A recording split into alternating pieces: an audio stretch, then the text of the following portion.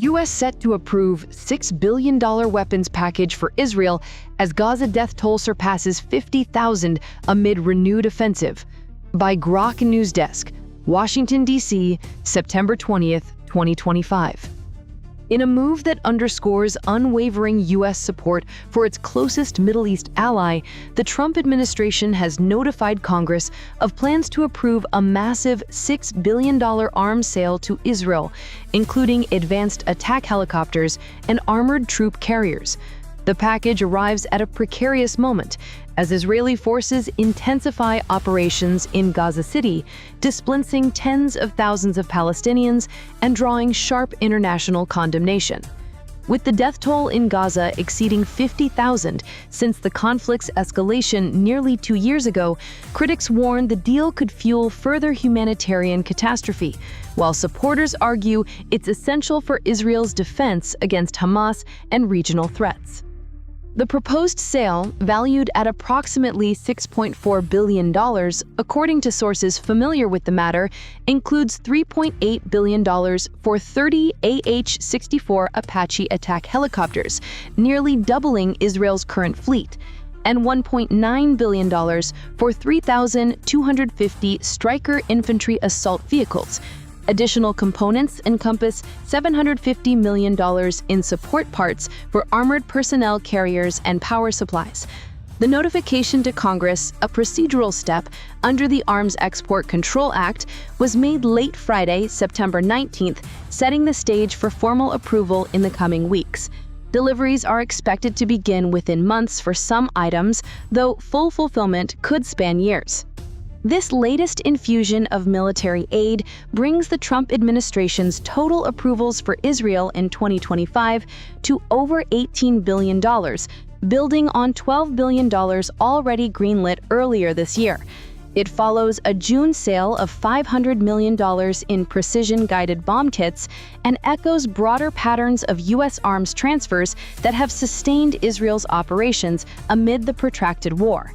The deal's timing coincides with the UN General Assembly in New York, where global leaders are convening for high-level discussions on Gaza, including a Security Council session focused on the humanitarian crisis.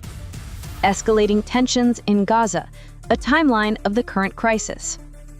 The Gaza conflict, which reignited in October 2023 following Hamas's deadly assault on southern Israel that killed 1,200 people and took over 250 hostages, has evolved into one of the deadliest chapters in the Israeli-Palestinian struggle.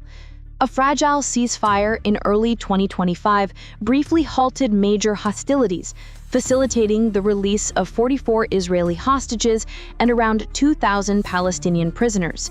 However, accusations of violations from both sides derailed Phase 2 of the deal, leading to Israel's renewed ground offensive launched last week.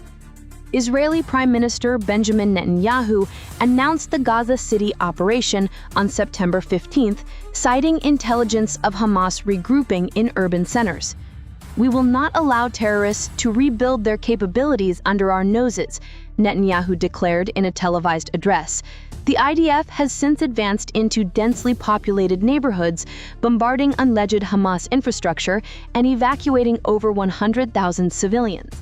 Gaza's health ministry, run by Hamas but corroborated by UN observers, reports at least 1,200 deaths in the past week alone, pushing the overall toll past 50,000, predominantly women and children. Eyewitness accounts paint a grim picture. In Gaza City's Shujaiya district, residents like 42-year-old mother Aisha al-Masri described chaos. "We fled with nothing but the clothes on our backs. Bombs fell as we ran. My neighbor's home was gone in seconds." Displaced families, numbering over 1.5 million in Gaza's shrinking safe zones, face acute shortages of food, water, and medical supplies. The UN's World Food Program warns of imminent famine, with aid trucks blocked at Rafah crossing amid Israeli security checks. Hamas, meanwhile, has fired over 200 rockets into Israel since the offensive began, claiming retaliation for genocidal aggression.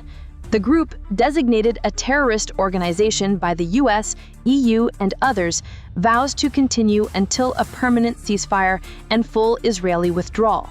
Negotiations in Qatar, mediated by the US, Egypt, and Qatar, stalled last month over demands for hostage releases and demilitarization.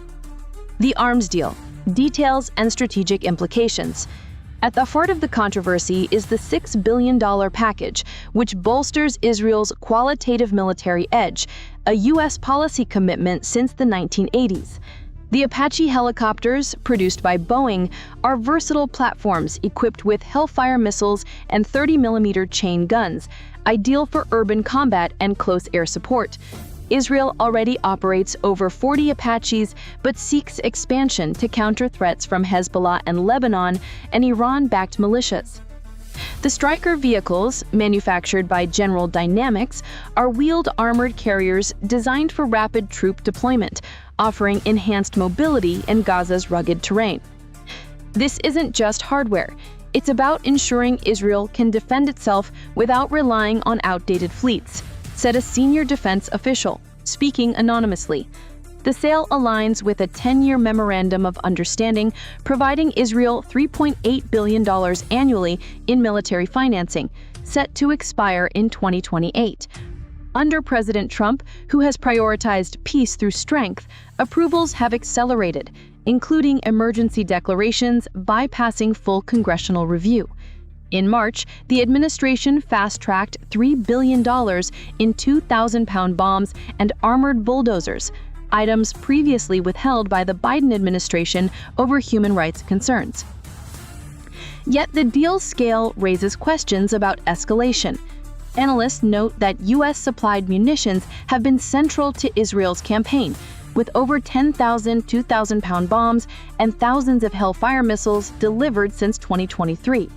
A June report by the Council on Foreign Relations estimated U.S. aid at $17.9 billion in the war's first year alone, including tank shells, artillery, and small arms. Domestic backlash, a divided U.S. landscape. In Washington, the announcement has deepened partisan rifts. Republicans, led by Senate Majority Leader John Thune, hailed it as vital for Israel's survival against jihadist terror. House Speaker Mike Johnson echoed this, stating, "America stands with our ally," unapologetically. Democrats, however, decried it as tone-deaf. Senate Foreign Relations Committee ranking member Jeanne Shaheen, who in July co-sponsored a failed resolution to block $675 million in bomb sales, called the package a blank check for devastation. Progressive lawmakers like Representatives Alexandria Ocasio-Cortez and Rashida Tlaib renewed calls for an arms embargo, citing a July Senate vote where similar blocs garnered 48 votes, up from 19 earlier in the year, but still short of passage.